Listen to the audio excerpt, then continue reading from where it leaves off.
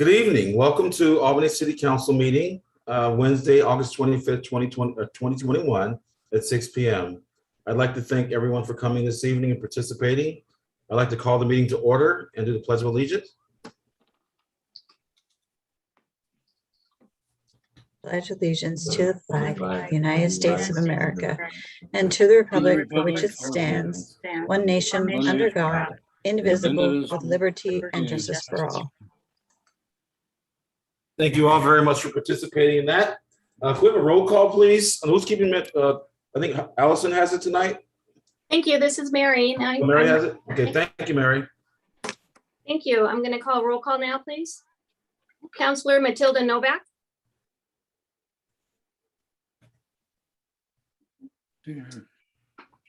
I'll come back to Matilda Novak. Counselor Stacy Bartholomew. Here. Counselor Ray Kopczynski. Here. Counselor Bessie Johnson. Here. Counselor Marilyn Smith. Here. Counselor Dick Olson. Here. Counselor Matilda Novak.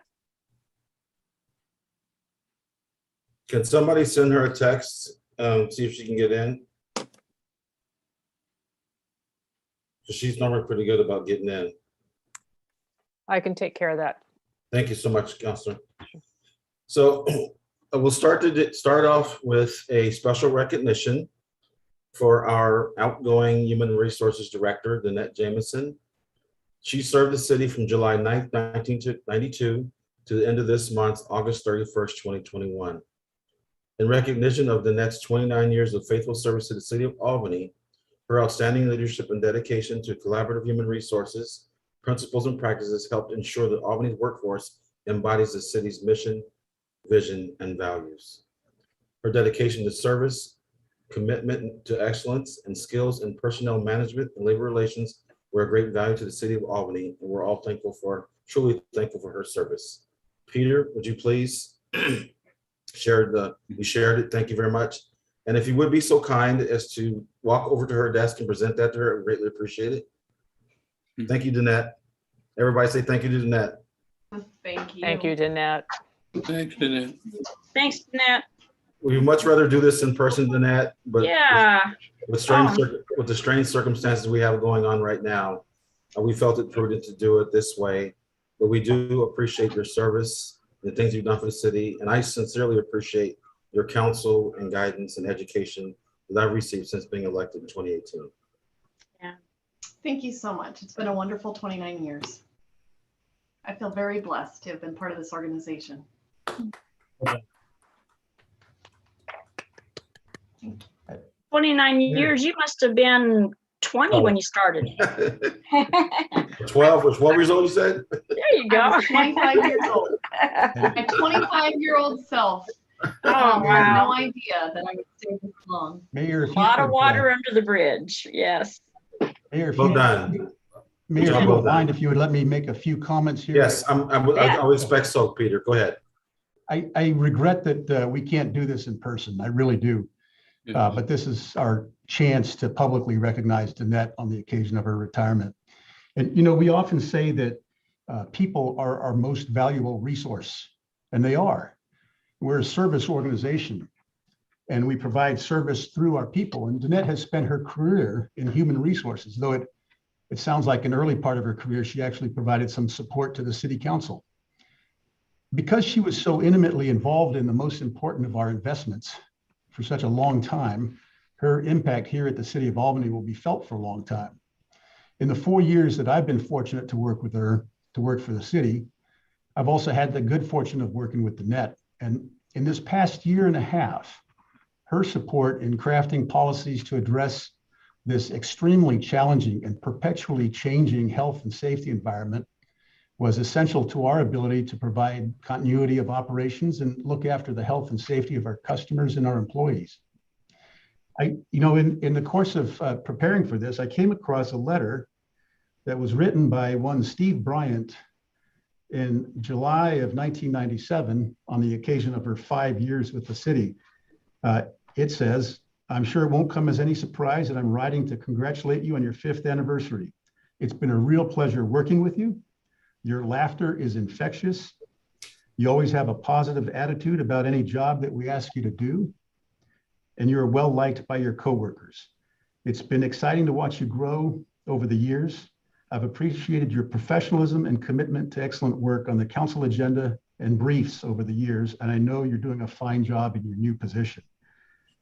Thanks for your help too over the years with the holiday party and other city events.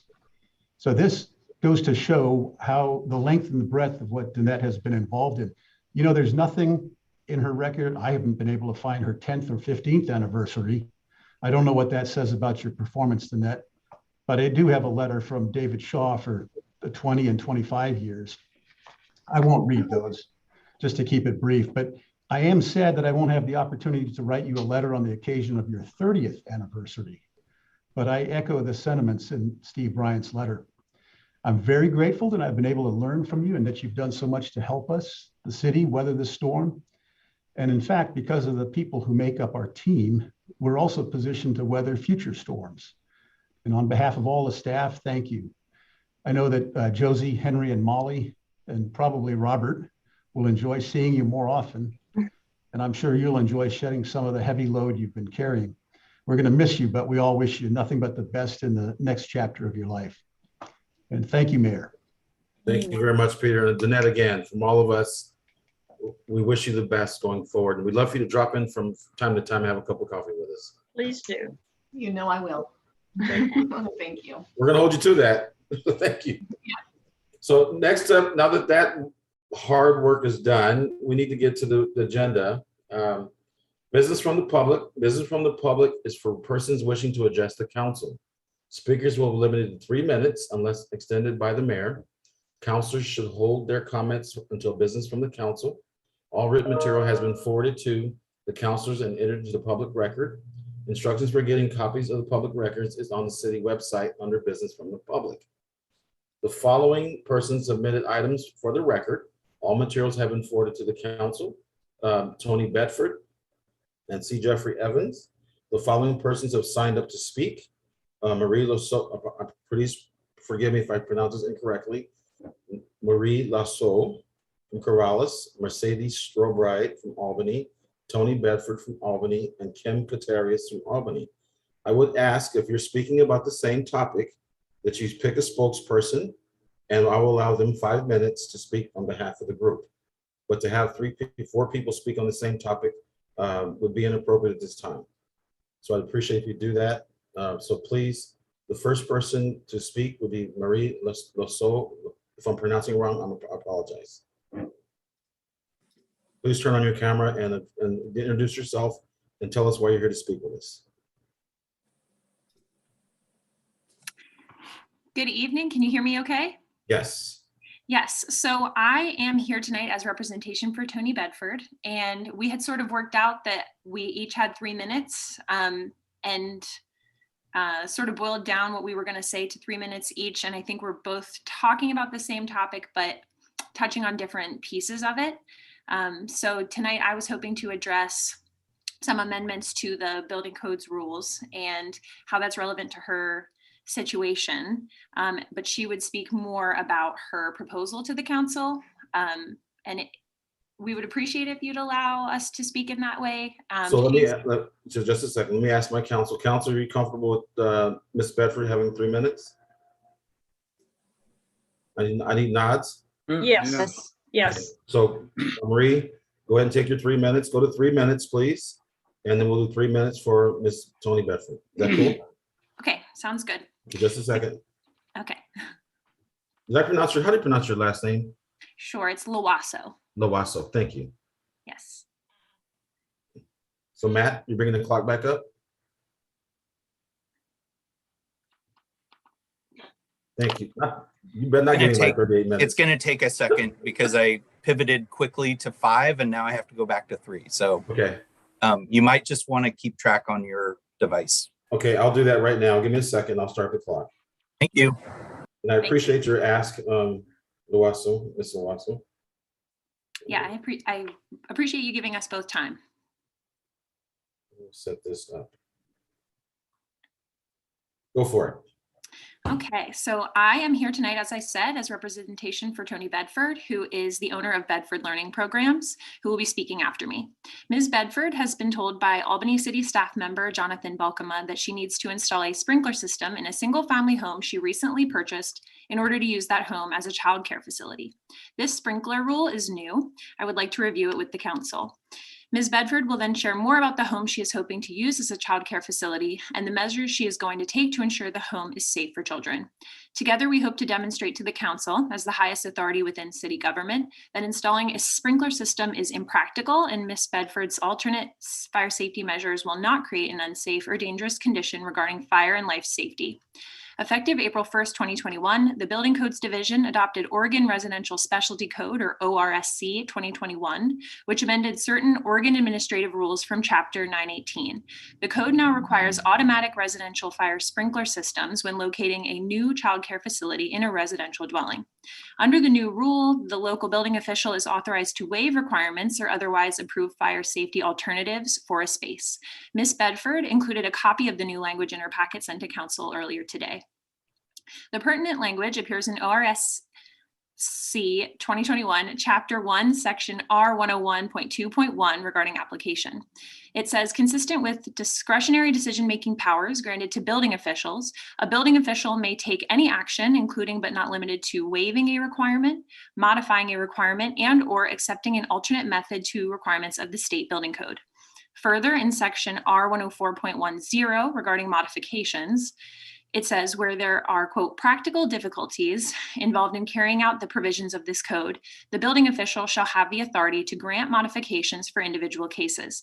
And it also states that this is allowable so long as the modification is in compliance with the intent and purpose of this code, and that such modification does not create an unsafe or dangerous condition regarding fire and life safety. Despite the language in the code and the code's use of practicality as a standard, a bulletin published in July 2021, months after the updated code went into effect, says something else. The bulletin, also provided to council, states that, quote, when the installation of an automatic residential sprinkler system is infeasible or impractical, the code allows for modifications and alternate compliance methods. Note the code states that the installation only be impractical. However, when Ms. Bedford approached Mr. Balkema about alternate approaches, Mr. Balkema requested Ms. Bedford hire a registered design professional simply to show that installation of the sprinkler system is infeasible. That is not the standard provided by the code. If Ms. Bedford can demonstrate that installation is impractical, Mr. Balkema should be open to considering Ms. Bedford's proposal with fire safety alternatives. Thank you. Thank you. I appreciate your comments. So I did ask Jonathan Balkema and Matthew Rutgers to attend this evening. Matthew, would you like to respond to that before I give Ms. Bedford her time to speak? Oh, there I am. I'm fine if Ms. Bedford wants to speak first, and we can address it all at once if you want. Okay, thank you. So Ms. Bedford, are you ready? Yes, I am. Please, your floor is yours. Matthew, do you have time? Thank you so much. Please don't start the clock yet. Tell us why you're here and why you want to address the council this evening. Good evening, council. My name is Tony Bedford, and I am the proud owner of Bedford Learning Programs. I provide child care services in Lynn and Benton counties. I have 5 family child care facilities located in single family homes. I recently purchased a home in Albany to move an already existing child care that I've had for 3 years because that home was sold and I was a renter. As my attorney stated, I hope the council, as the highest authority within city government, can help me move forward with this facility. As previously stated, my council alternate fire safety measures are allowable under the code if the building code official is persuaded that sprinklers are impractical. Note that the actual code provides practicality as the measure and does not mention feasibility. I met with Mr. Balkema about implementing alternative fire safety measures for the new home. Mr. Balkema made it clear he would not consider any alternative safety measures until I could first prove that with science and a design specialist that the sprinklers could not physically be installed in my home. He pointed to the bulletin as the source of this measure. The code requires that I demonstrate impracticality. For this reason, I will list installing a sprinkler system is not practical. I have multiple quotes for sprinkler installation and the project will cost between $8,000 and $15,000 and will take several weeks or months to install. I've provided those quotes to the counselor earlier today. While fire and safety is obviously important, mandated sprinkler installation, a project costing over $10,000 will hurt my business. It will kill many small businesses in the industry, an industry that is already devastated by the pandemic. If installing a sprinkler system will mean shutting my doors, how can one deem that a practical option? Requiring a registered design professional to merely evaluate the space for feasibility and practicality of a sprinkler system is equally costly and time consuming. The financial implications of this requirement make it equally impractical. The code also states that the building official must first find that special individual reason, making the code impractical. My special individual reason is a constellation of reasons. First and most importantly, the pandemic. My childcare homes survived while many closed. A reasonable budget, lack of notice with respect to this rule. Nothing was actually sent out to anyone, not one childcare provider or the Office of Childcare. The openness of my home, the short distance of the home's windows to the ground, and other conditions within the home listed, provided in the code, provided to the council that make it a particularly safe place to begin with, making the extra cost of the sprinkler system all the more impractical. If the council would like me to read my proposal aloud, I will. For the sake of time, the proposal along with pictures was provided to the council earlier today. Upon review, council will see that safety is my priority. I just wish to implement safety in a practical way, not a way that will kill my business. I have provided 8 exhibits to the council that outlines why we are here tonight. I would like the city and its employees to work with me and not against me. I would also like to note this location was certified by the Office of Childcare on July 26th, and I would like to operate at full capacity during and while a reasonable solution is decided so my families and children in care can return to a consistent and stable environment. Thank you very much. I greatly appreciate your comments. And now I will ask my city community director, Rutgers, to comment, and then council will hold our comments to business from the council. Sure. Thank you, Mayor, and want to thank the proponents for providing some information. I will just kind of note, and then I'm actually going to refer to Jonathan Balkema, our building official, because he's the expert in this. I am not, but just will note that the current proposal falls under the provision of the current state building codes as they indicated. The city's an administrator of that building code and does so without prejudice or personal opinions. Staff certainly understands the challenges presented in this situation and a code that's new to everyone. That being said, we've inquired about this particular situation and the requirement for fire sprinklers with the state, and they have concurred with kind of where our position was on it, that they are required, but there is also this alternative methods and materials, which I'll allow Mr. Balkema to speak about here in a second. It's also understanding that the applicant has also reached out to the state about this particular code provision and received a similar response. Just will note that the city staff or the city nor the staff are in a position to interpret the code in a different way or simply ignore the requirements set forth by the state. Doing so would undermine the adopted code. It would also place the city and city staff in a position of potential sanctions. With that, I'll kind of turn it over to Jonathan to see if he's got anything to add on the actual particulars of this exact child care facility. Thank you, Matthew. Apologize for the location that I needed to be at. Unfortunately, West Albany is also doing registrations today. So you get to look at part of the new venue at West Albany High School. So for this specific project, we have actually been in close contact with the state of Oregon to ensure that the application of the code change that went into effect April 1st is being applied as they intended it to. In fact, we actually reached out to the state prior to our initial email that you see in the exhibits on June 3rd. We reached out to the state and received confirmation that yes, in fact, the use would require sprinkler systems. So that is the benchmark that is trying to be met. I think the proponents have misunderstood some of the requirements that we talked about. The design professional is not necessarily just required to show the infeasibility. It is actually for the AM&M process. So part of the requirement of an AM&M is to show that the proposed alternative is equal to the prescribed code for strength, quality, fire resistive, durability, and safety. Excuse So me, Jonathan, what is AM&M? Alternate methods and materials. Actually, Okay. it's longer title, but that's what we call it. Okay.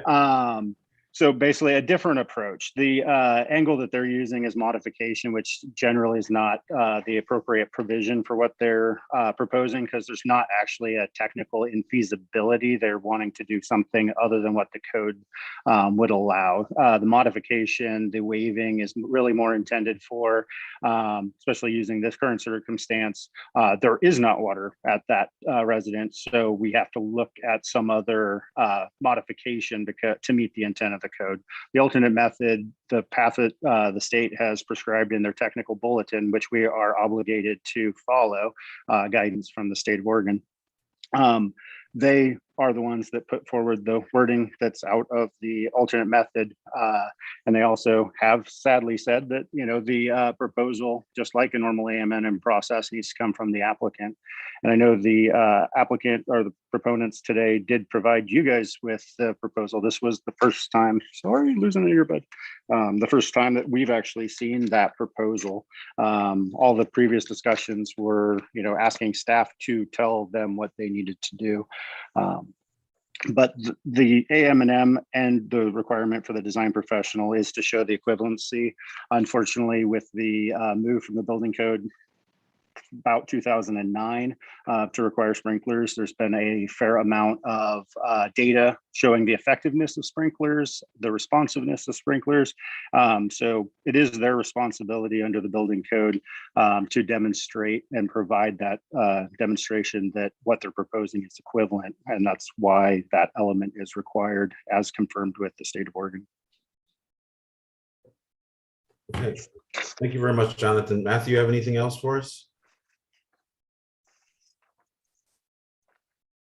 I don't. I do. I know this is kind of going down the recognizing that city council, especially in this case, and when we're talking about code issues, is maybe not the appropriate venue to discuss. Would really encourage. I know it's tough with COVID and things, but an opportunity to get together and actually speak now that we have the proposal of encourage Miss Bedford to get together with Jonathan, which I know that we've offered a couple times, and there's been some good conversation back and forth, but to see what can be done and kind of go over what we need to look at an AM&M process. Staff certainly willing to work with them to see if something can be done. You know, it's we don't get to choose the codes that the state adopts. Sometimes we do, as you've seen in one of the emails that were provided, was actually from us requesting the state in the future really provide an opportunity for us to provide some input on these types of code changes. You know, it's not something that in this case that we've got to provide a lot of input on, nor do we get to insert our own personal opinions into it. So it really is, we are interested in working with the proponent or the applicant and finding a reasonable solution. So I would encourage that. Thank you all for participating in this evening's meeting. Thank you, Director. Appreciate it. Thank you, Mr. Luwazi. Thank you. Sorry. And Mrs. Bedford. Please reach out to staff and schedule time to meet with them. But ultimately, we have to follow the code set down by our legislature. One way you can do is reach your legislative representative and address those concerns because they're very valid. And I understand running a business is important. I'm a businessman myself. And so I would trust Matthew to work with you and Jonathan Balkim to work with you, trying to figure out a reasonable solution. Thank you very much for your time today. Council will address comments during our time, during business from the council. But I appreciate you being here this evening to speak with us and share your concerns. Next thing on the agenda tonight is adoption of resolutions. Director Yeager is going to speak about the supplemental budget we talked about on Monday evening. Director Yeager, you have the floor. Excuse me, Mayor. Yes. Pardon me for interrupting. I'm wondering if we have the 2 additional people who have signed up to speak. Were they speaking on the same topic? That's what I understood. I'm sorry, that could be, I could be wrong about that. My apologies. So is Mercedes Strobride here today? The other 2 individuals are not on the call. They're not on the call? Okay, thank you. Thank you for checking, Mary. I appreciate that. Thank you. Sorry. No, you're doing your job. You do it well. Adoption of resolutions, supplemental budget with Director Yeager from the Finance Department. Would you please take the floor? Thank you. Good evening. We're bringing back a resolution to adopt the supplemental budget for the biennium 21 through 23. We talked about this on Monday, but I'd be happy to answer any additional questions you might have tonight.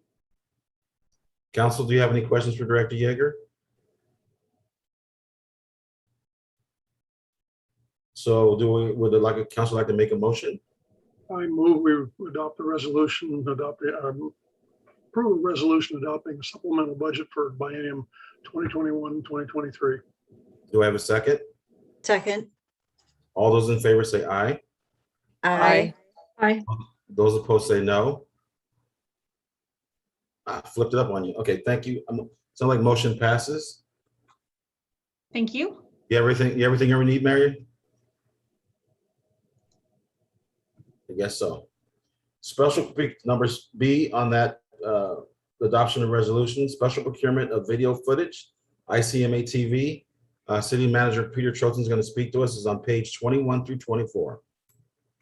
Yes, Mayor. So as you have in your packet, this video that we propose to craft or to have our contractor craft is a economic development promotional video that will be shown first at the ICMA conference, but then which is in October, but then will be available for us to use in our economic development purposes, our recruiting purposes in HR, and also in business development and parks.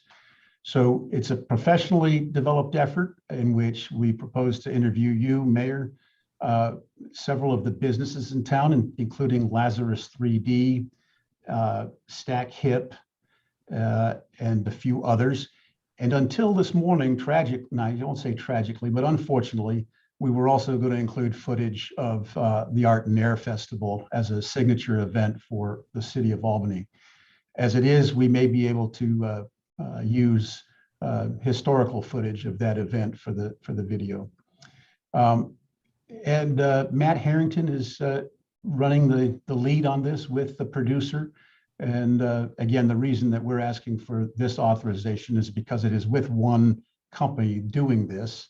And they're doing this for a number of cities on the occasion of the International City Management Association conference coming up. And with that, that's all I have pending your questions. So Council, thank you, Peter. Council, do you have any questions? Councilor Smith, you're first up. Comment only. I've had some experience with other videos that have been produced regarding the city and promotions of certain types, and this seems like the most selfless and professional operation that we've had the opportunity to work with. I would encourage your support. Great. Sounds good. Any other councilors? Councilor Kopczynski, you're next up. I move we approve a resolution of the Albany City Council acting as the local contract review board, waiving competitive bidding, establishing a special procurement, and awarding a special procurement contract to WebSedge to purchase Albany film footage. Second. We have a second. All those in favor say aye. Aye. Aye. Did Bessie, did you vote? Yes. Okay, Aye. thank you. So Mary, do you have what you need?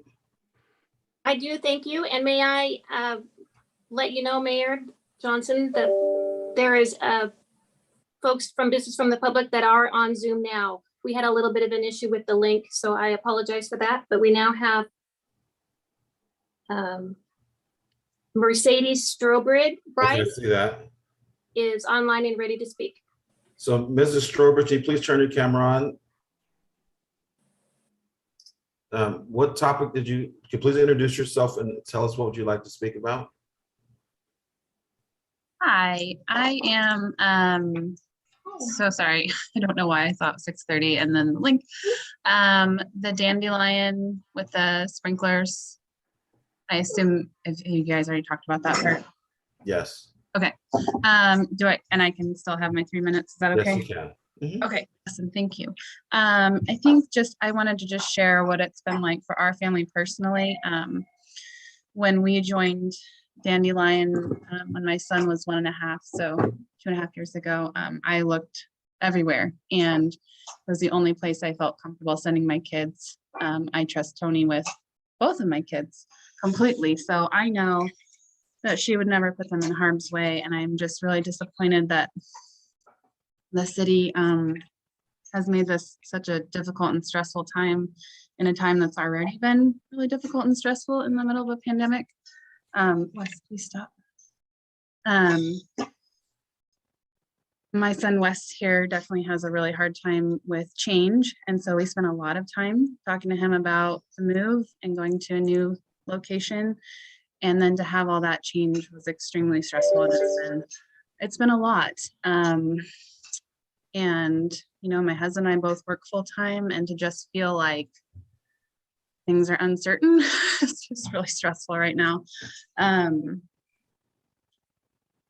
Yeah, even my son, when we explained the change and why everything changed, even he had a solution. He said, well, why don't we just get more fire extinguishers? And I said, well, sweetie, I mean, that's kind of, yeah, in a very simplified way, that's what we had hoped. They would just be able to get more safety precautions. And so that's basically what I wanted to say. And yeah, I'm sorry I missed what was already said. I may be repeating things, but I just wanted to share what it's been like for our family, and in a time when there's so little childcare available.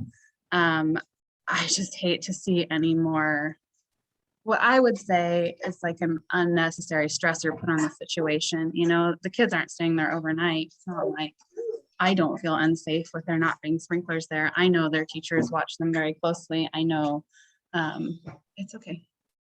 Yeah, I know they keep them completely safe. And I just can't imagine being a childcare provider who's, you know, renting and having to think about putting in sprinklers. That sounds like an absolute nightmare.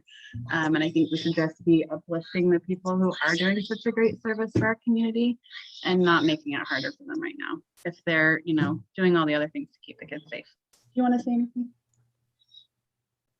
Hi. Our time is almost up. Thank you. Thank you very much. Are you done? Right. We're good. Thank you. Good. Thank you very much for showing up. And I'd appreciate it if you take the opportunity to watch the video, because they did work out a way of them getting together, to Miss Bedford getting together with our city staff and kind of reviewing the plans. And so I'm glad you came tonight. Thank you very much. The city manager would like to make a comment. So Peter, won't you go ahead and make your comment, please? Thank you, Mayor. I just wanted to explain for the benefit of Mrs. Strobridge and Ms. Loiseau and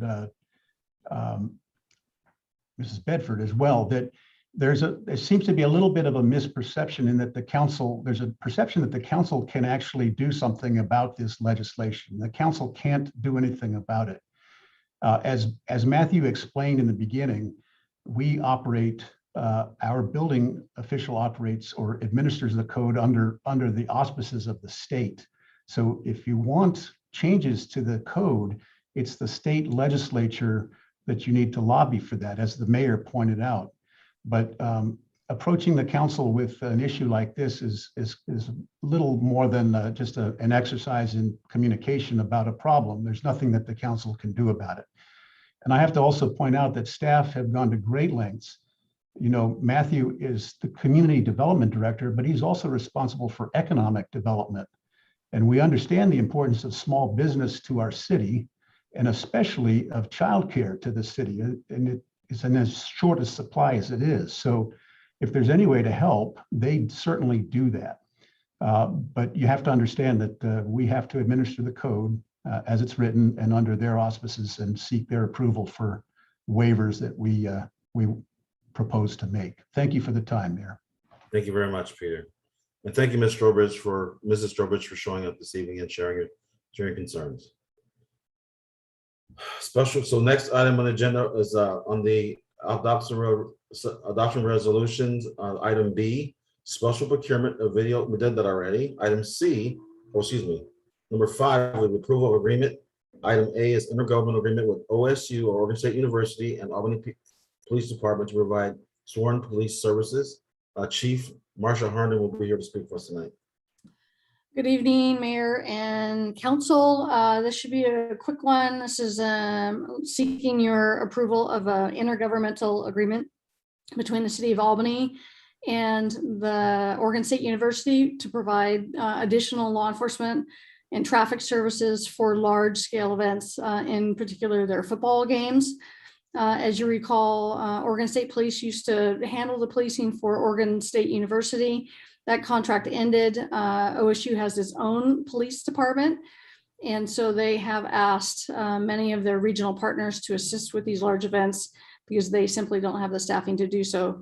So this agreement allows that participation and agreement. There is no cost to the city. We get full reimbursement of both the time of our employees, and that also comes with the benefits that would be associated with that work. And I'm happy to answer any questions you have. Councilor Johnson, you're first. Thank you, Chief. Councilor Johnson. Yeah. First of all, thank you, Chief. First I misread it, and then I read it again, and I see other departments, different cities have been asked to do this also. I guess my question is we're normally, we're so short on staff and what we do and stuff. Now, are these officers going to be going on their days off, or how is that going to work? I want to make sure that we're covered, and I just wondered that. It's a great question. It is. These are all voluntary assignments that the officers and staff take on their days off.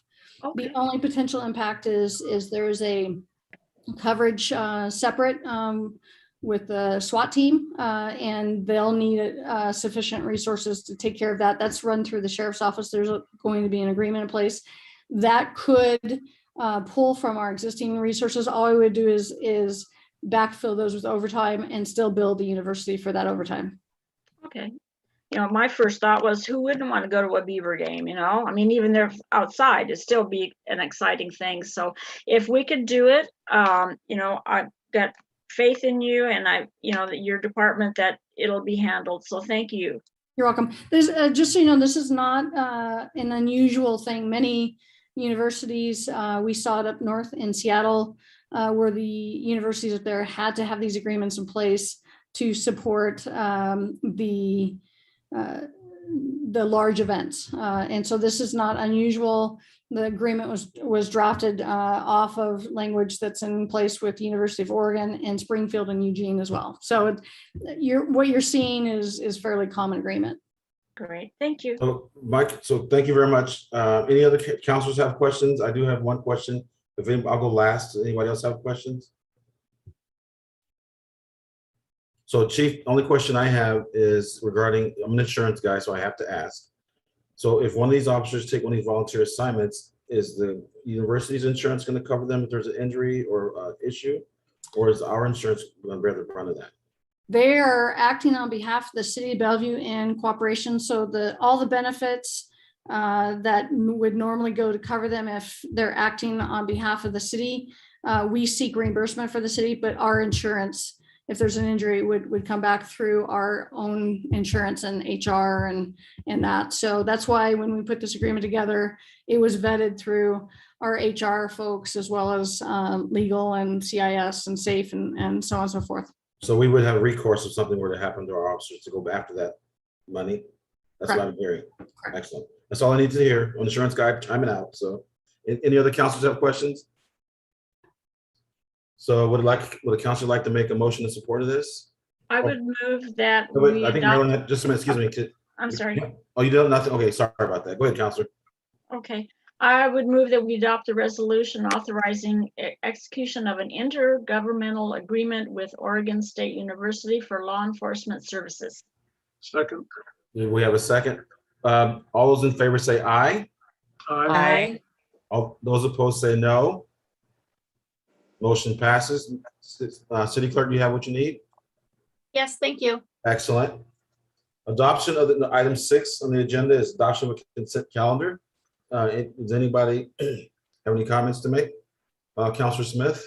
I would like to pull item 6A.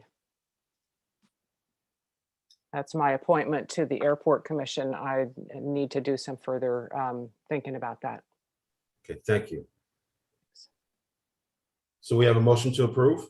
Yeah. That's with those changes? Mr. Mayor, Yeah. I'd like to pull 6B, 6B3. B3? Mhm. Is there something wrong with the minutes? Well, just to make it simple is Ray is put down as Councilor Kapczynski is shown as absent and he was actually excused. I mean, I know where he was and I think Yeah, everybody so else do I. knows where he was. Excellent. Mhm. Thank you. So You're welcome. we have a motion? I would move for the adoption of the consent calendar, moving 6A. And with 6C corrected, correctly? And with 6B3 corrected, yes. Okay, thank you. Thank you. Second. You got a second? All those in favor say aye. Aye. Aye. Those opposed say no. Motion passed. Mr. Mayor, Yes, sir. Counselor Olson has had some computer difficulties and I Oh. think he's been able to rejoin you by phone at Oh, there he is. 7:04 Rick, I'm surprised I didn't even see him drop off. Are you there, Counselor Olson? Well, I can hear you. Can you hear me? Yes, we can. Thank you. Sorry about that. I'm sorry. Sorry, I missed the discussion on Tony Bedford's problem. Sounds like she's got a good complaint. Well, we did come up with a plan for her to meet with Jonathan, Mr. Balkema and Director Rutgers going forward. So there was healthy discussion about that, and you'll be able to watch it back. But in summary, they're going to meet with them and kind of see if they can come up with a resolution or alternate path to making helping her out. So did you say that's going to be online some way, or It should be, is so it you'll be just able to watch the between them? video on YouTube to play it back. And when's that going to be? It's live streaming now. You should be able to watch it after this meeting's over. Oh, they're discussing it now? No, we're done discussing it. Oh, I apologize. I didn't realize you were gone. I didn't even notice that you dropped off. well, everything was going fine, and all of a sudden it froze up with everybody but me. And it says I'm no longer connected to the world through my computer. So Okay. I'm going to have to get some computer help of some sort. So where are we on the agenda? So we are on the adoption. We just adopted the consent calendar with changes. And then we're on staff reports, number 7A, designation of a delegate or alternate for LOC conference on page 45.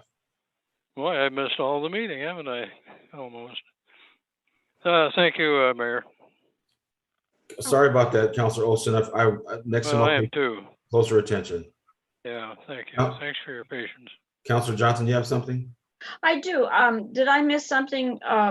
Councilor Smith said she wanted to take off A. Was it just to not appoint anybody right now, or we're she's going to discuss it? I'm not going to appoint anybody right now, but I may, Okay. I'm working on it. I'm still Oh, I working on understand. it. Okay, I thank you. need some more background information. All right, thanks. Excellent. Okay. Next item on the agenda is staff reports, designation of voting delegate and alternate for LOC conference on page 45. Does the staff have a report? Okay, Mayor, I'll go ahead and speak to that. Okay. At the upcoming League of Oregon Cities Conference, as happens annually, the city needs to designate somebody to represent the city for any votes that are taken at their business meeting. So typically, what is requested is that that person be at the meeting, and then that the council also designates an alternate just in case they're unable to be there. So I know that the mayor will be at the meeting, and I know that historically Councilor Bessie Johnson has attended, but I don't think she's able to this year. And I think Councilor Smith is going to attend, but she's going to attend virtually, if that's correct. Councilor Smith? Are you going to attend in person, Councilor? I am not. I had planned to attend in person and registered, and then when the COVID surge picked up, I backed out. So I'm not attending. And the last time I had any conversation with folks associated with the league and with the conference, there are no virtual options. That, however, was a week ago. So I don't know if that's changed, but they were not going to offer any virtual attendance options, and were going to still require voting by people who are physically present. Because it's in Deschutes County and they're one of the hot counties, I really question them going ahead with the conference and insisting that people attend in person, but that's just me. So thanks for asking. Thank you, Councilor Smith. Peter, should we look into what the virtual options are before we do this? Well, you don't need to do that. I'll be happy to look into virtual options for you, but really your selection of a representative could be independent of that. So I do plan to still go there. If you're a sure thing, then I would recommend that the council consider electing Mayor Johnson as a representative. I will be there too, and I'm happy to serve as an alternate unless another councilor plans to be there also. Councilor Smith? Oh, sorry. Nope. If there is a virtual option, I would be happy to be the alternate. So do we have a motion? I would move to designate Mayor Johnson as the voting delegate with either the city manager or myself as the alternate. Second that. We have a second. All those in favor say aye. Aye. Aye. Those Aye. opposed say, thank you. I heard you, Councilor Olson. Thank you. Thank you for, so all those opposed say no. Motion passes. Item 7 Bravo is ARPA funding discussion direction with Peter Trotzen on page 46 through 53. Okay, thank you, Mayor. And good evening again, Mayor and Council. You'll recall that this agenda item was pulled from the July 28 agenda in order to provide all members of the council an opportunity for deliberation at a later date. To refresh your memories, in March of this year, the president signed into law the ARPA, sometimes referred to as ARPA, $1.9 trillion of relief that was aimed to help the country recover from the effects of the coronavirus pandemic. As part of the bill, substantial funding was provided to local governments. Albany received $4.2 million in May and will receive another $4.2 million in May of 2022. I'm going to share my screen here and put up a few slides, and let's hope that this goes well. And Matthew, if you could let me do that. Right now it says I'm disabled. And I'll see. Try again. It says screen sharing is turned on. Let's see. Okay, now I've got. Try it. No. I'm going to try one more time. There we go. Okay.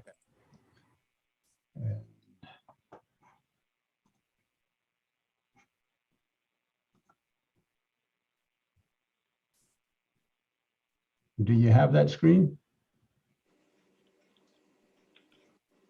Yep. Yes. Okay.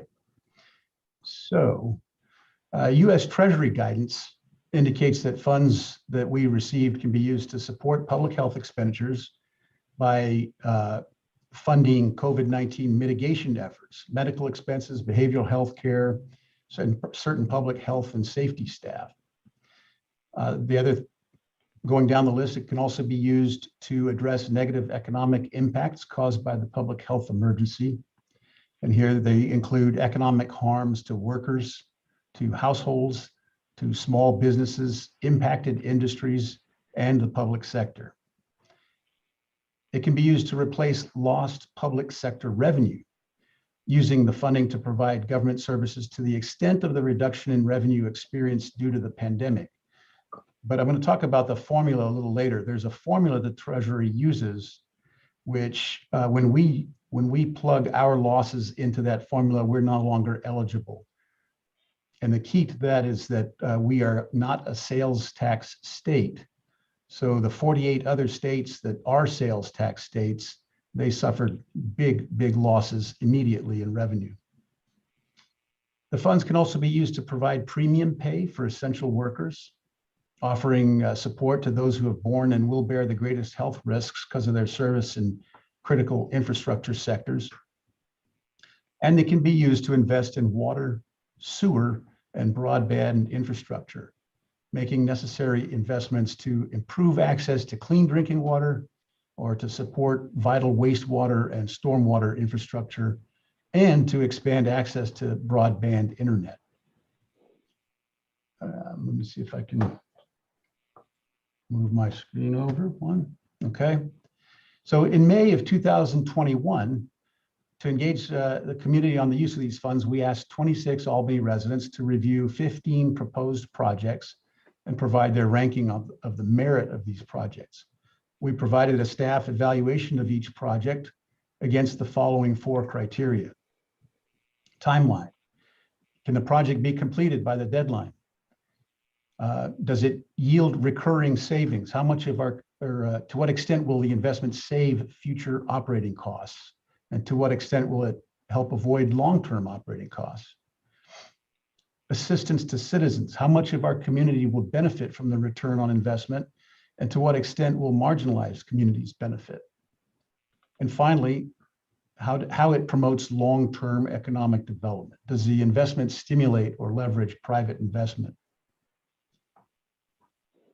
And let's see here, let's go on to the next page. So we received 20 responses, and these responses were combined into what you see here, the combined group ranking, and respondents were asked to rank each project from 1 to 15. In your packets, you also have an abbreviated version of the comments that were received. Council discussed these projects at the July 26th work session. We noted that the funds are one-time funds, and as such should not be used to plug operating budget holes. All the projects considered support capital or major maintenance needs. Most are appropriate uses of one-time funds. I talked about that formula earlier, that revenue replacement is an allowed use of ARPA funds, but the Treasury's formula used to calculate lost revenue does it on an entity-wide basis. So if the whole city doesn't lose a certain amount of money, the city's not eligible to use the funds in that way. And moving to the next slide. Of the projects reviewed and prioritized by community members, staff provided the following recommendations, as you see on the slide in front of you. But some things, whoops, sorry about that. Some things have changed since we last discussed this issue. Most notably, we've come to a settlement in our litigation. This settlement is not yet final, so we'll refrain from talking about it in open session. However, we can pull item 4 from the list, which will free up some of the ARPA funds. We can apply those funds to the water treatment plant membrane modules. We can research the eligibility of the funds for use with our ADA self-assessment and further efforts with our ADA compliance. Or we could apply it to Cox Creek. And there may be other potential uses of those funds. Last time, Council had some questions about Cox Creek, and there were actually some misperceptions about Cox Creek. And Chris Bailey is with us this evening, and she can address those questions if you have them. And we will return to the drawing board to figure out how best to allocate the 2.3 million. From an efficiency standpoint, a staff efficiency, Council might consider giving the green light on projects 1, 2, 3, 8, 10, and 14. But in the end, there really is no specific hurry to designate how we're going to use these funds.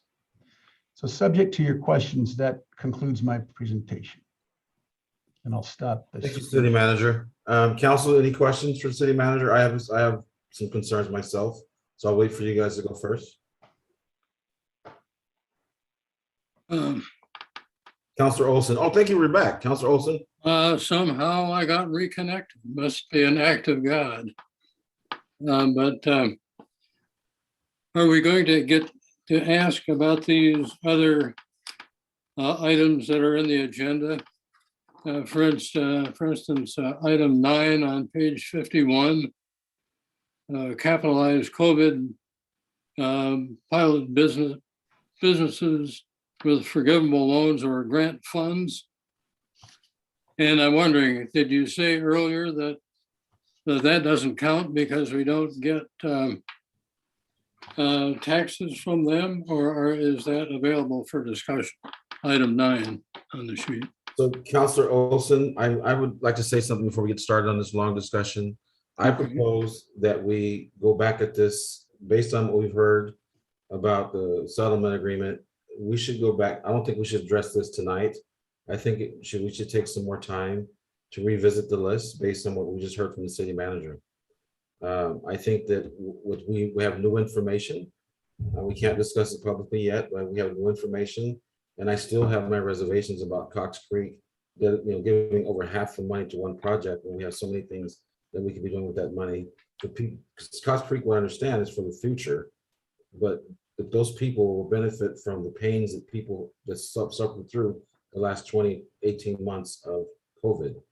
So that's I would like to postpone this to another time so we can get back and readdress this conversation. Councilor Johnson. I think you misunderstand me. I didn't want to talk about the settlement. I don't want that. I'm just saying that in light of the new information we have, I'd like to table this and come back to it after we had a chance to review everything again. We'll table the whole darn thing? So just this, so we can revisit how this money is going to be used. Oh, okay. Well, that makes sense, Councilor Olson? Yeah, I'd be in favor of this, but I would like to see item 9 on page 51 be part of the discussion. So that's what I'm proposing, is let's table it and go back and discuss it. Okay. Well, Councilor Johnson, you have a comment? I think we ought to hear the rest of what the manager has to say. I'm sorry I broke in if I did. Thank you, Councilor Olson. Yeah. I was finished with my presentation, so thank you. Okay. Oh, okay. Thank you.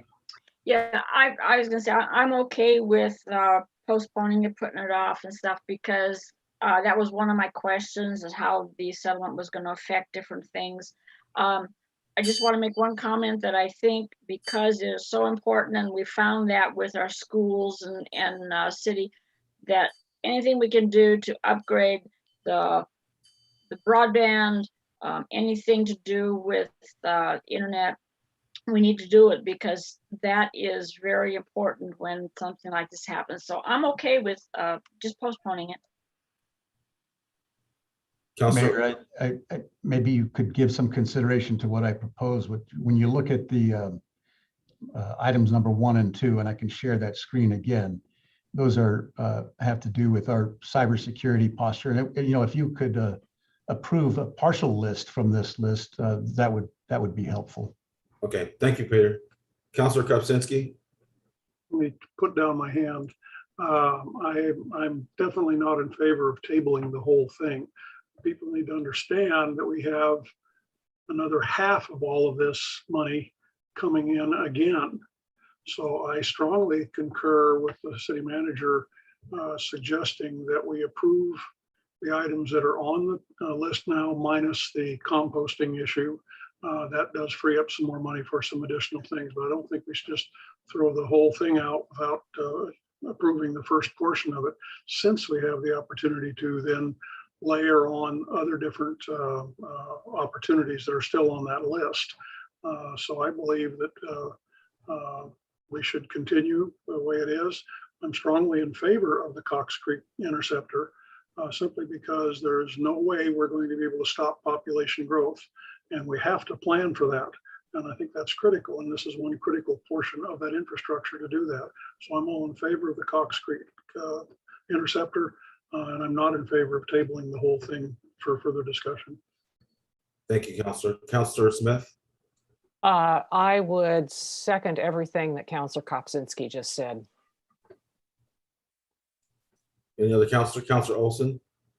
I'm very much opposed to paying all that money for that Cox Creek Interceptor. I think growth needs to pay for itself, at least in part, and I don't think we ought to dump all that money on the Cox Creek Interceptor. So I would agree with your proposal to put this off and discuss it more in depth at a later date. But I do think that the two that have to do with technology, maybe I can stay connected if we have more technology money. So I would be in favor of approving those two, but holding the rest for further discussion. So Councilor Smith, you still have your hand up? Oh, sorry. Councilor Johnson, I'll get to you, Peter. Yeah, I was just going to suggest that if we want to go forward with some, that we do 1, 2, 1, 2, 3, 8, and 14, and leave the rest. So at least we could get started with something, and go that way, and then leave the big things for later. So if anybody's okay with that, yeah. I think that's a good idea. Peter Trotzen, go ahead.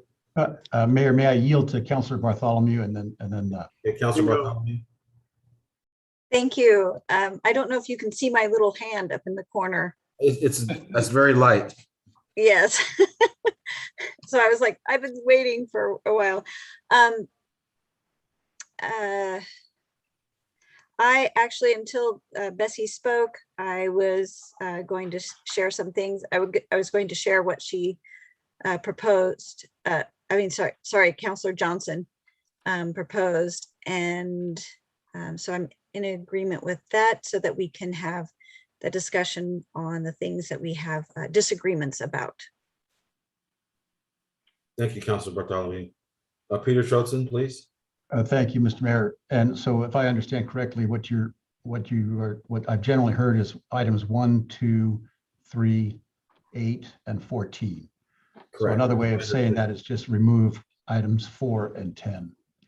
And I would like to ask Chris, we're talking about Cox Creek now, and there are different perceptions about Cox Creek. And we have Chris Bailey with us, and now that the focus is on that project, and it's a very important project, and it's a very expensive project, and it is key to growth in our community.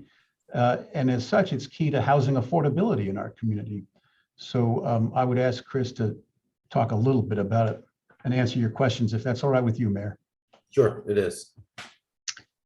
Thank you, Mayor. So I think I have left the wrong impression clearly about the Cox Creek Interceptor, because while it's definitely true that part of that project is needs to happen to allow for development within the city limits and the urban growth boundary on the east side of I-5, there are current problems with that main. We have sanitary sewer overflows on the existing main now. And in fact, we it's the only place that I'm aware of in town where the city has installed backflow prevention devices on its public main, because under certain very heavy flow events, the sewage will actually flow backwards into people's basements from that main. So we've experienced a couple of those incidents and had to deal with those. In order to prevent more, we've engineered a fix on that main, but that main is in places undersized now for current use. So I just want to dispel the notion that this is 100% a growth related project, because it's not. There are current and ongoing problems with that sewer main. It's one of the older interceptors in town that hasn't been addressed. So I just want to make that clear. But the project that we have designed is a larger pipe, and it is intended to provide capacity as the city continues to grow.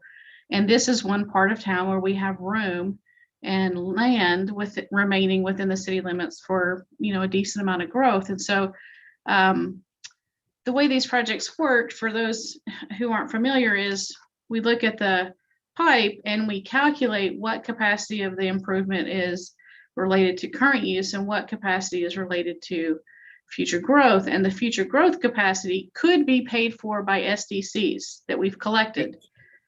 The problem is, and this is a good example of these decisions are so difficult for the council and the staff. The council has set the sewer SDC rate, and we collect SDCs as projects come in, but we do not have enough SDC revenue to fully pay for the SDC share of debt that we are carrying. So you may remember when we do the rate presentation, we talk about ratepayers are having to pay more than their fair share of debt.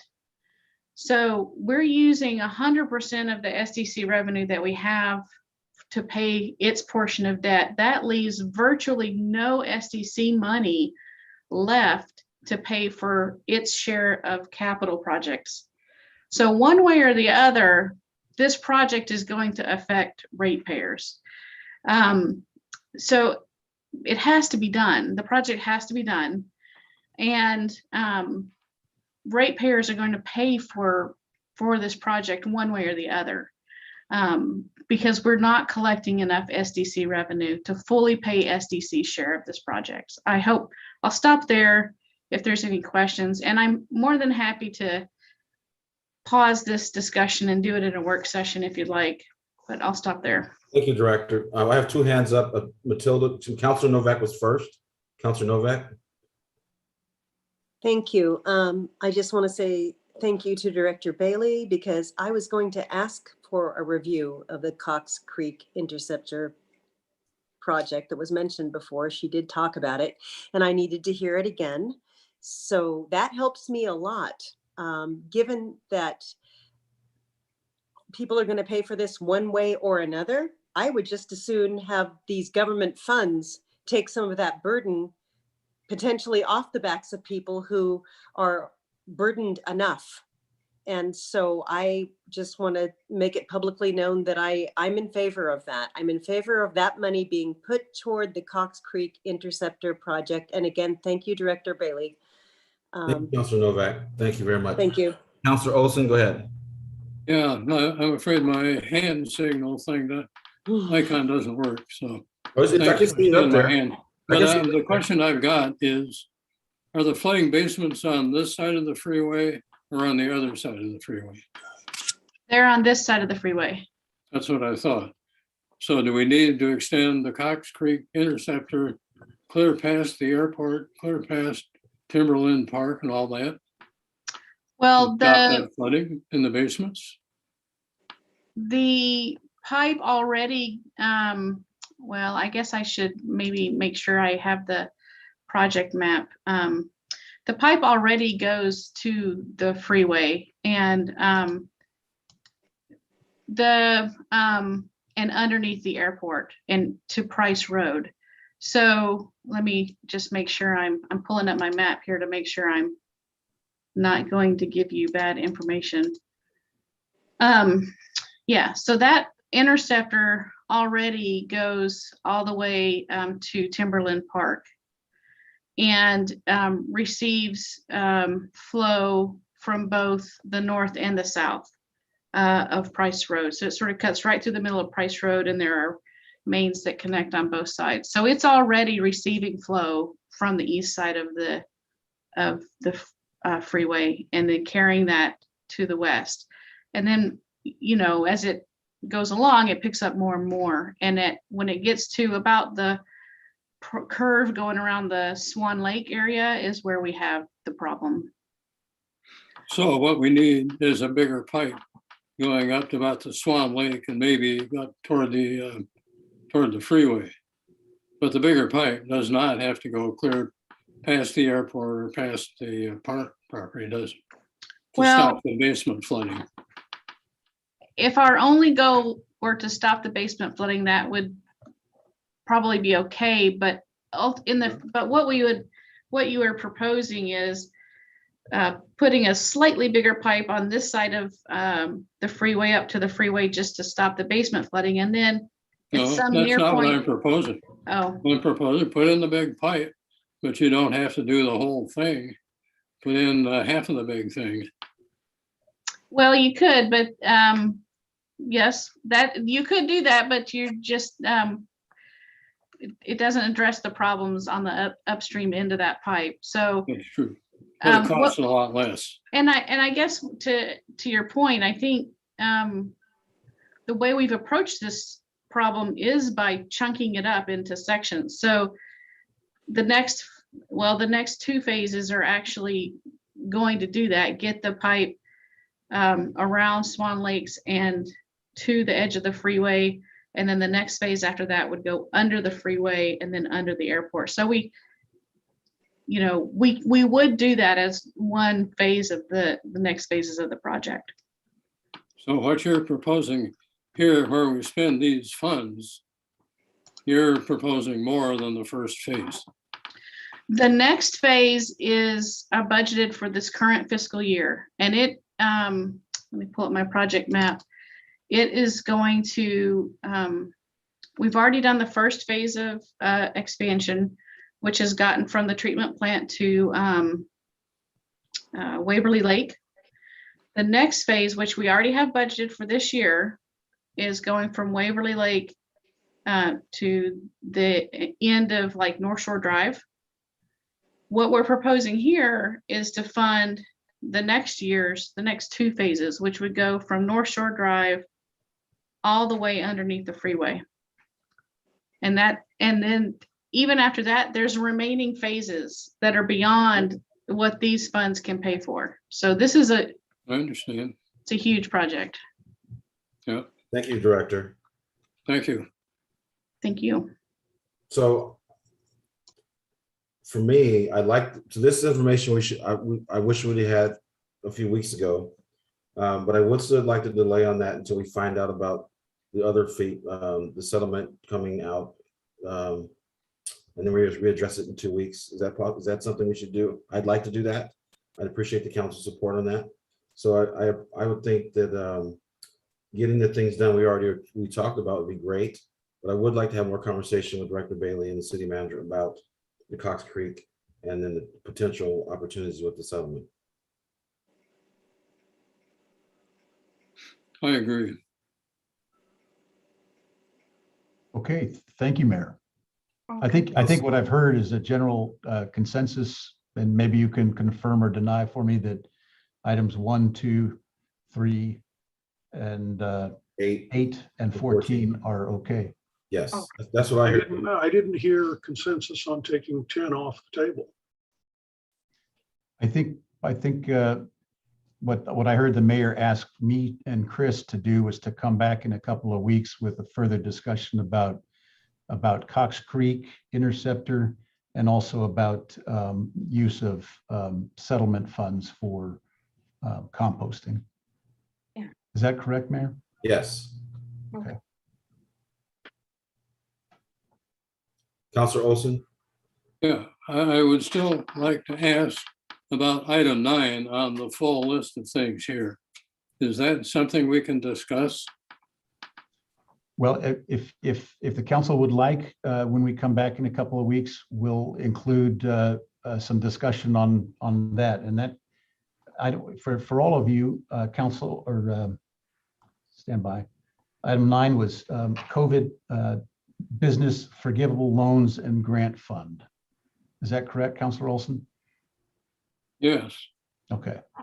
Yeah, because I'm hearing that some businesses are just right on the edge of just plain going out of business. Mm-hmm. And I also hear from some businesses that they can't hire the right kind of employees.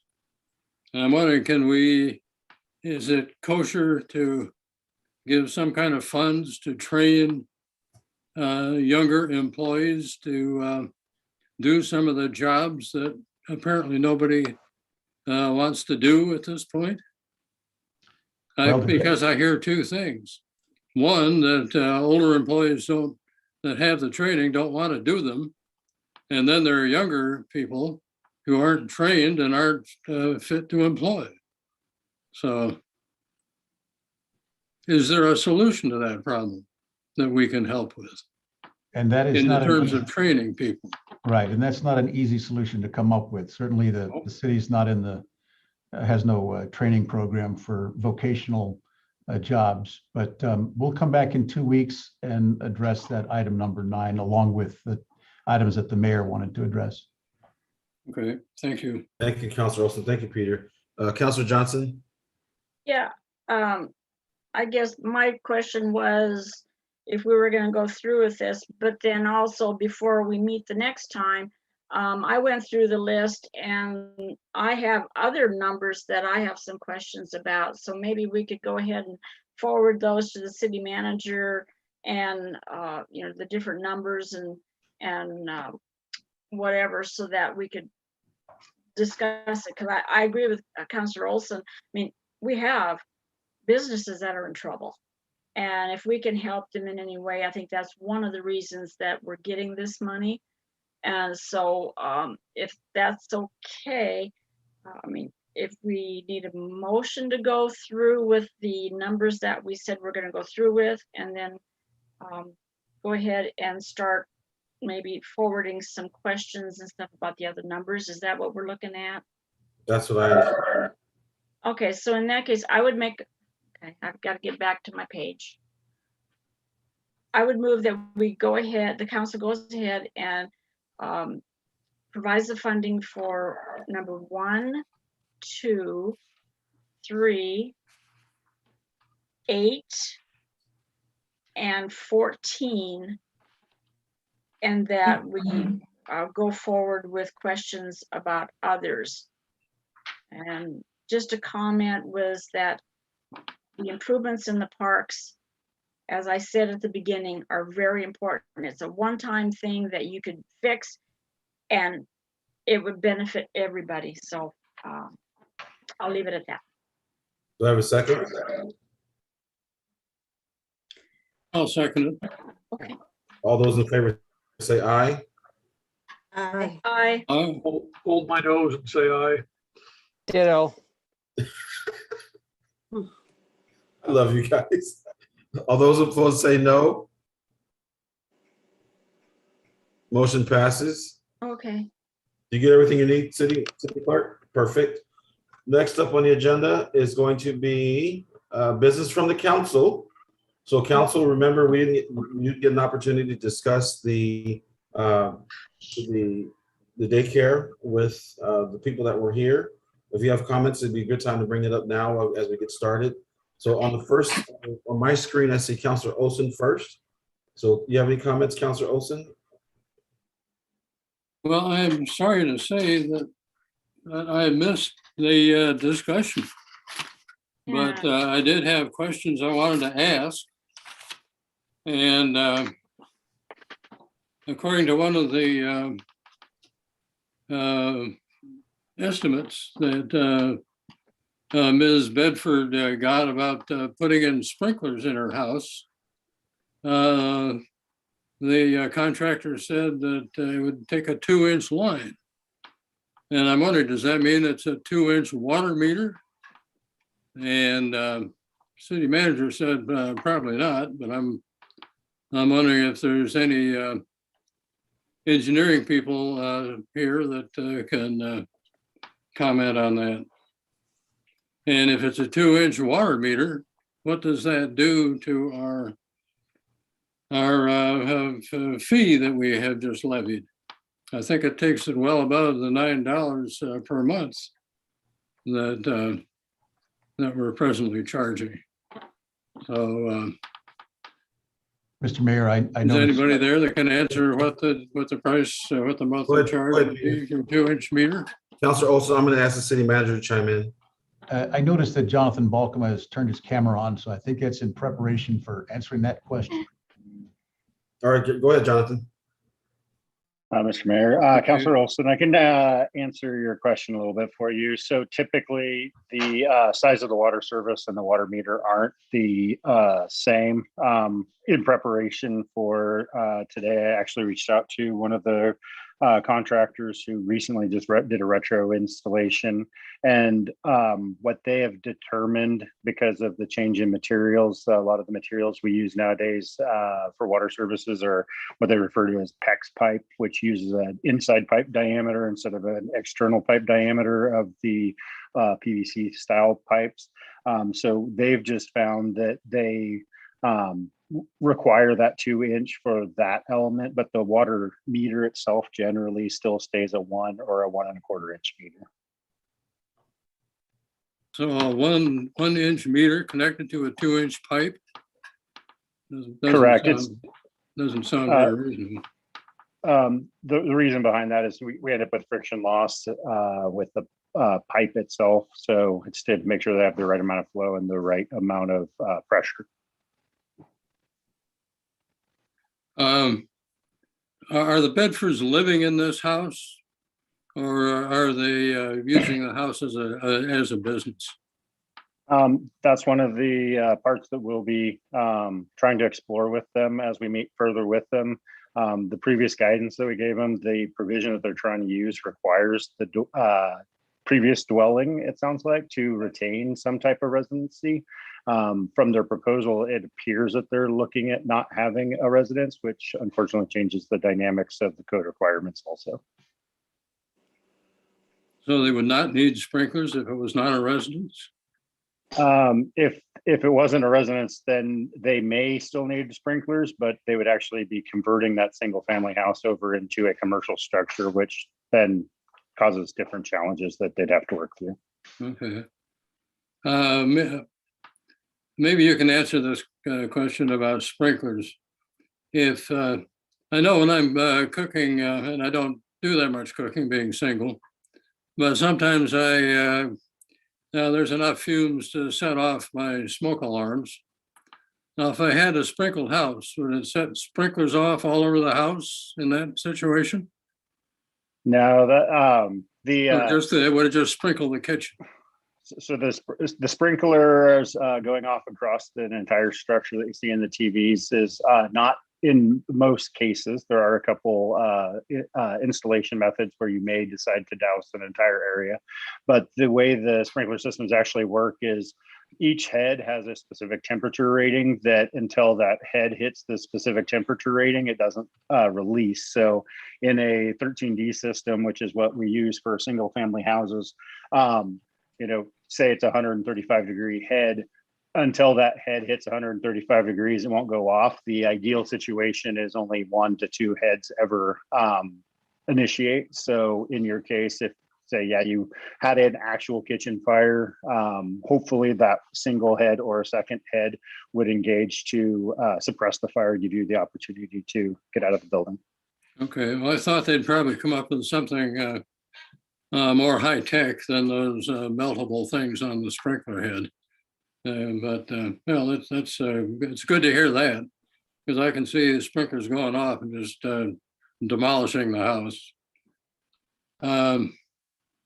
Is there any way that they can refer this thing to the state, the people that write these really unfortunate, to my way of thinking, rules? So we have actually discussed that, and they're going to meet with Jonathan and Matthew Rutgers to look at those opportunities. Okay, well, sorry I missed that part of the meeting. Understood. Okay, thank you. Thank you very much, Councilor Olson. Councilor Johnson, you're next up. Okay, thank you. Again, with the sprinkler situation, now, did I hear it correctly that the law just went into effect like in April? And so that's why they're having this issue. Now, are the former daycare centers grandfathered in, or are they going to have to come up to code too?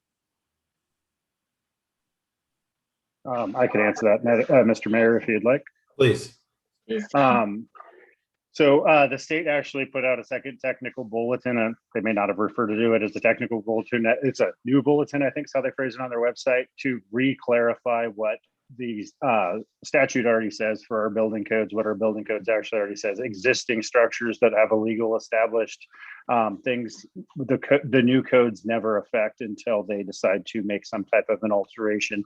So in this particular case, that new guidance that they put out tries to clarify that even further. So we'll use Miss Bedford if for some reason she establishes this location and takes a hiatus for 6 months, a year, whatever, and goes to reestablish it. She would still be protected in the context of it was an existing situation, because in this situation, it's a new house and it's a relocation. That's why it would be triggered in the new code. But it did go in effect April 1st.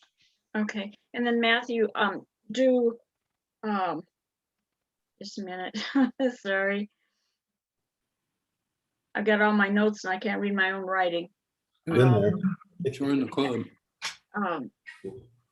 Well, while I'm thinking on that, I just want to say that with Ms. Strobridge, important to provide safe daycare, and they're hard to find. If you find something that you're comfortable with, it's very important, and I hope we can help her. And I remember the other question: if this is, did she purchase it or is she renting? Because if she's renting, wouldn't the owner be responsible for the? Well, Mrs. Bedford's still on with us, so can you answer the question for us? Yes, so this is a home specifically that we're talking about that I own. However, I have 2 other rentals. So I have asked, Mr. Balkema about that specifically from a renter's point of view, because a lot of childcare providers are renters. And, I got the same answer, that it honestly didn't matter. I'd like to also say that the Office of Child Care, which is a state government who certifies me, who comes out every year, is certifying childcare providers right now and ignoring this rule because of how it was placed, how it was passed with the building code, and they're not enforcing this guideline. So there is paperwork to change legislation that is happening right now, but because we were never given notice, nobody knew, even the Office of Child Care, they're saying, hey, we can't, they're not supporting it right now. So it also is confusing when you have 2 government agencies who should be really working together, that are really not working together and giving us 2 different answers for being certified. And I can understand that. I mean, when we had our granddaughters, we were raising them ahead in daycare. Yes, they went by rules and stuff, but unfortunately the state passes these things and just expects everybody to comply, but they forget to tell how they're going to apply, how it is going to be applied, and also to maybe inform the interested parties that this is what's going to happen and give them a little bit of time to do things. That's really unfortunate. So I appreciate your answer, and I'm hoping that we can work something out. Unfortunately, if it's a state law, I don't know, but it's very unfortunate because we need good daycare centers and they're very hard to find. So, and I think that's all I have. Thank you very much. Thank you, Mrs. Bedford. Councilor Bartholomew, you're next up. And thank you very much, Mayor. I wanted to express appreciation to Ms. Bedford for her bringing this to our attention, and especially for pointing out how Mr. Balkema has done his jobs in such a professional manner and has actually advocated for persons like Ms. Bedford by asking the state to make sure that they do access the people that are involved. So I really appreciated that. My question is Mr. Balkema able to allow Ms. Bedford to operate, because she is licensed through that state office, until this issue is resolved? Excuse me. So one of the emails that wasn't included in the testimony actually offered to issue what we refer to as a temporary certificate of occupancy once we have a compliance path in place. The way the code is actually written, we don't actually have the capability of truly waiving a code requirement, especially where the state has weighed in. So we couldn't extend a TCO, as we refer to it, to temporary certificate of occupancy, indefinitely waiting for potential legislation. We still have to comply with the state law that's in effect at the time of her wanting to create that. So previous email from July stated that, using the example of the state requirement, the sprinklers, once we have those applications in and a timeline situated, we could consider doing that TCO. So that way she could operate if we knew that the implementation measures were going to be put in place in the next, 30, 60 days type context. Because as we previously stated, we've been trying to work with them. This was a little bit of a surprise to them. And shockingly, from a calendar perspective, the use and the structure is not glaringly more unsafe on April 1st than it was on March 31st. Thank you. Thank you. Is that it, Councilor Bartholomew? Thank you. Yes. Councilor Kopczynski? We're just doing business from council right now, correct? Yes. Yeah, I'm okay. I'm all okay. Thank you. Councilor Smith? Nothing this evening. Councilor Novak? I need to unmute myself. Here we go. Yeah, I have a comment and a question to make with regard to this child care situation and Miss Bedford's desire to stay in business with all these struggles, all the things that have happened in the last 18, 19 months. I believe I heard Director Rutgers say this is guidance from the state of Oregon. Is this guidance from the state of Oregon, or is this actual legislation? Is this a law, or did they just say, we'd like you to do X? Because I would submit to you that if the state has presented childcare providers with guidance and not actual law and actual legislated change in a code, she ought to, at the very least, have an opportunity to do business, that temporary occupancy. I need clarification, please, as to whether this is merely guidance from the state or actual legislation that was passed that changed a code. So please. I see Jonathan Balkema and Matthew Rutgers are ready to answer your question. I see you, Ms. Bedford. I'm gonna have the two professionals. Sure, I apologize, Councilor Novak. If I suggested that it was guidance, I definitely misspoke. What we're referring to is actual rule or code. So it's not guidance that we could just kind of choose to accept or not. So this is actual code. Thank you. I'm very sorry to hear that. Thank you. Anything else, Councilor Novak? Thank you for your comment. You have No, anything? sir. Another thing. Next up, Councilor Bartholomew's gone already. I think everybody's done. It's just me. I had three things. I hope you all had an opportunity to come down to the Carousel Carnival this past weekend. It was an absolutely tremendous event. People were masked up, social distancing. They partook in an event that was wonderful to see. That many smiles on young kids and families. And I'm hoping that next year, when they have the Carousel Carnival again, you'll encourage people to come out and see the city and enjoy the carousel. I'm happy to report that we came within just a hair's breadth of beating 2019, which was a huge event. So that's great to hear. And it was nice to see the participation from the families. I met a family from Idaho Falls. I met a family from Seattle. I met a family from Southern California. They were traveling through here and heard about the carnival, and they came downtown, and I gave their kids some tokens, and they had a blast inside the carousel. I did have the pleasure of Janet Steele from the Chamber of Commerce connected me with a gentleman from the Target Distribution Center. He took me on a tour. I wore the wrong shoes. I've never been in a 1 million square foot building. I'll know next time.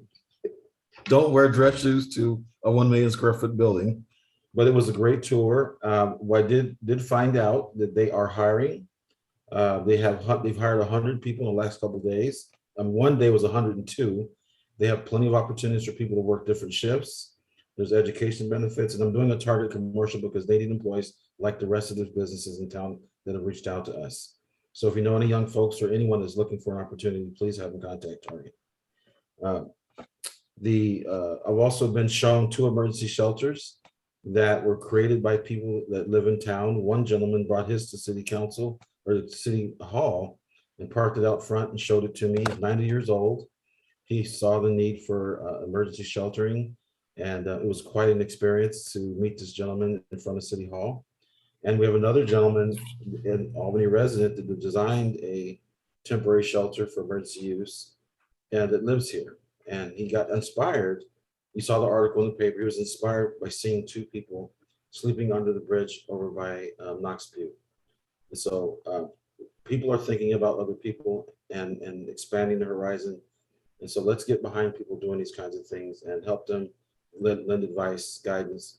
But people are caring about people, and it's a really good thing to see. And lastly, I had a wonderful lunch with Director Aikanoe from the library. It was my failing to not meet with him sooner and get to know him, but it was a great conversation, and the library really needs our support, both libraries. And he's going to take me on a tour of he's going to set up a tour for me at sad to say that I've never been to the Carnegie Library. So he's going to take me on a tour to the Carnegie Library, and I do appreciate your time today, Director. And thank you very much for that. I think next up on the council is City Manager's report. Thanks, Mayor. Just 2 things. I wanted to remind you about the very difficult position that a building official finds themselves in. They are called upon to provide guidance with respect to the building code. And in many cases that's not the best of news for applicants. But being a strong, competent, professional person in that position is extremely important, and having the integrity to carry out and administer the code is vital. And Jonathan does a very good job of that. And to the extent that he can, he and Matthew try their hardest to help applicants accomplish what they want to accomplish. The only other thing that I had was that, as you saw this morning, we had to cancel the Northwest Art and Air Festival. And I want to tell you that the parks staff who put that together, who coordinate it, who plan it, who raise the money for it, who eventually staff it, were devastated by that eventuality.